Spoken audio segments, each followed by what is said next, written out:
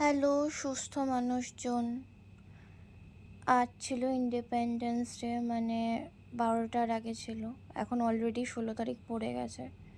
সবাই রাধা সেজে ফেলেছে, আমি এখনও রাধা সাজিনি, কারণ আমি একটা মস্ত বড় গাধা। যাই হোক, সেটা কথা নয়। কথা হলো, আজকে সকালবেলা ঘুম থেকে উঠে একটুখানি পড়াশুনো করে স্নান টান করে আমি গেছিলাম উর্মিলার বাড়ি, কারণ আজকে আমি আর উর্মিলা পিকনিক করছিলাম। ফ্রাইড রাইস মেনুতে ছিল, চিকেন, পাঁপড় ভাজা, লটস অফ, আরও পাঁপড় ভাজা অ্যান্ড একটা অত্যন্ত ঝাল চাটনি। ভালো কথা যে ফ্রাইড রাইস আর চিলি চিকেন না, নর্মাল চিকেনটা ভালোই হয়েছিল।